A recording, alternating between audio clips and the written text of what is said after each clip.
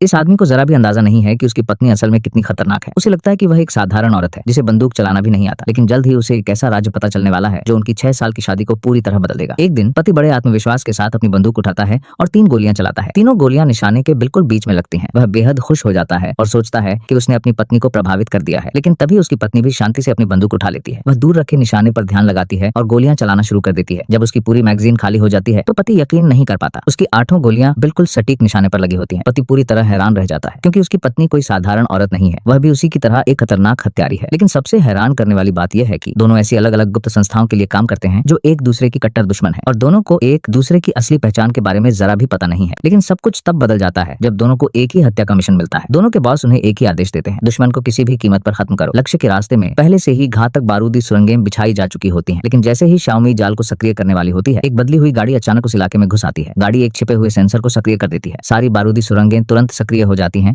और उलटी गिनती शुरू हो जाती है। गाड़ियों के पूरी तरह बारूदी इलाके में घुसने से पहले शाओमी तुरंत बिजली की सप्लाई काट देती है। उसे लगता है कि शायद ये लोग गलती से इस इलाके में आ गए हैं, लेकिन अगले ही पल वे लोग एक विशाल रॉकेट लॉन्चर निकाल लेते हैं। तभी शाओमी को असली सच्चाई समझ आती है। ये आम लोग नहीं है, ये दुश्मन हत्यारे हैं। शाओमी सबसे पहले गोली चलाती है, लेकिन भाई चांग बुलेट प्रूफ जैकेट की वजह से बच जाता है। वह तुरंत जवाबी हमला करता है और रॉकेट दाग देता है। शाओमी सही समय पर हमला करने वाले रॉकेट से बच जाती है। नतीजा यह होता है कि दोनों अपना मिशन पूरा नहीं कर पाते, लेकिन भाई चांग को उस जगह को लेकर कुछ अजीब सा महसूस होता है। उसे वह जगह कहीं देखी हुई लगती है। जांच करने के बाद वह एक सुराग का पीछा करते हुए एक कंपनी तक पहुंचता है और तभी उसकी नजर कंपनी के नाम पट्ट पर पड़ती है। वहां उसकी पत्नी का नाम लिखा होता है। उसका सबसे बड़ा शक अब सच साबित होने वाला था। उसकी पत्नी शायद वही दुश्मन हत्यारी थी जिसे वह इतने समय से ढूंढ रहा था। अब सच्चाई जानने के लिए उसके पास सिर्फ एक ही रास्ता था। वह रात के खाने की मेज पर अपनी पत्नी की गुप्त रूप से परीक्षा लेने का फैसला करता है।